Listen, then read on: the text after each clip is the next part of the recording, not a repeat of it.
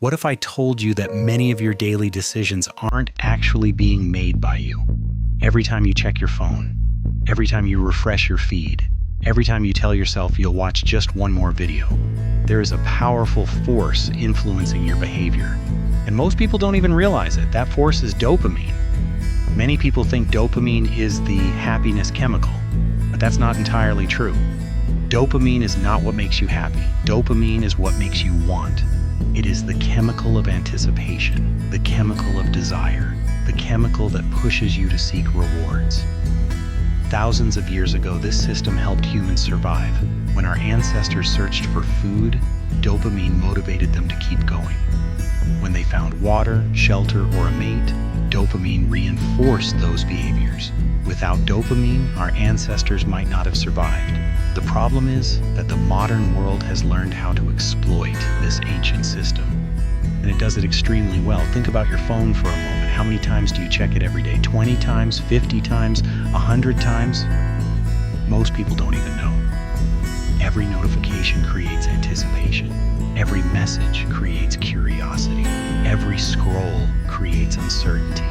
And uncertainty is exactly what dopamine loves. This is why social media is so addictive. Your brain never knows what the next swipe will bring. Maybe it will be something boring. Maybe it will be something funny. Maybe it will be something exciting. That unpredictability keeps you scrolling. It's the same psychological principle used in slot machines. The reward isn't guaranteed, but it might be there. And that possibility is enough to keep people coming back again and again and again.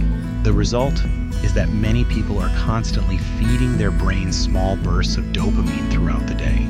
At first, this doesn't seem like a problem. After all, checking your phone isn't dangerous, watching videos isn't dangerous, playing games isn't dangerous. But the problem isn't the activity itself. The problem is what it does to your brain over time. Your brain adapts to whatever environment you place it in. When you constantly consume highly stimulating content, your brain begins to expect high levels of stimulation all the time. Slow activities start feeling boring. Reading a book feels difficult. Studying feels exhausting. Working on a long-term goal feels almost impossible. Not because these activities have changed, but because your brain has changed. Imagine eating candy all day. Eventually, fruit wouldn't taste very sweet. The fruit didn't change. Your taste buds did. The same thing happens with dopamine. The more intense stimulation you consume, the less satisfying normal life begins to feel. This is one reason why so many people struggle with focus today. They believe they lack discipline. They believe they are lazy. They believe something is wrong with them. But often the real problem is that their attention has been trained to seek constant rewards. Your brain starts asking questions like, why read a book when I can watch short videos? Why work toward a goal that takes years when I can get entertainment instantly? Why tolerate boredom when I can eliminate it with one tap? Over time, patience becomes weaker. Focus becomes weaker. Self-control becomes weaker. And many people don't even notice it's happening. One of the biggest misconceptions about motivation is that motivation comes first. People often say, I'll start when I feel motivated. But motivation doesn't always appear on its own. In many cases, action creates motivation. The problem is that modern dopamine sources give people rewards without effort. You can feel entertained without creating anything. You can feel connected without leaving your room. You can feel productive without actually accomplishing meaningful work. Your brain receives rewards, but your life doesn't necessarily move forward. This creates a dangerous cycle.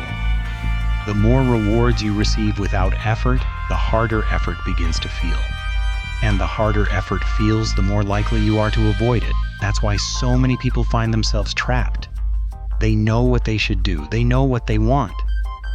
But they can't seem to take action consistently.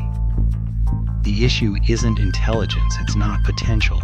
It's often a battle for attention. And attention is one of the most valuable resources in the modern world. Companies compete for it. Apps compete for it. Advertisements compete for it. Entire industries are built around capturing and holding your attention for as long as possible, because attention drives behavior, and behavior shapes your future. The good news is that dopamine is not your enemy. You don't need to eliminate it. In fact, you couldn't if you tried. Dopamine is essential for learning, growth, and achievement. The goal isn't to destroy dopamine. The goal is to use it wisely. One of the simplest ways to regain control is to create distance between yourself and constant stimulation. Turn off unnecessary notifications. Stop reaching for your phone the moment you wake up. Spend a few minutes each day doing something that requires focus. Read a book, take a walk, sit quietly. Allow yourself to experience boredom again. This may sound strange, but boredom is not the enemy. Boredom is often the space where creativity begins. When your brain isn't constantly entertained, it starts generating ideas. It starts reflecting, it starts thinking. Many of history's greatest insights emerge during moments of silence, not moments of distraction. Another powerful habit is learning to delay gratification. Instead of chasing immediate rewards, practice working toward rewards that arrive later. Exercise, learning, building skills, creating projects. These activities may not provide instant pleasure, but they often provide something much more valuable: long-term fulfillment. And that's the difference many people miss. Dopamine encourages pursuit, but fulfillment comes from purpose. A life filled with stimulation is not necessarily a life filled with meaning. At the end of the day, the question isn't whether dopamine influences your life. It does. The question is whether you're aware of it, because the people who understand their attention can direct their attention, and the people who direct their attention can direct their future. So the next time you find yourself reaching for your phone without thinking, pause for a moment. Ask yourself a simple question: am I choosing this, or is my dopamine choosing it for me? The answer may reveal more about your life than you think.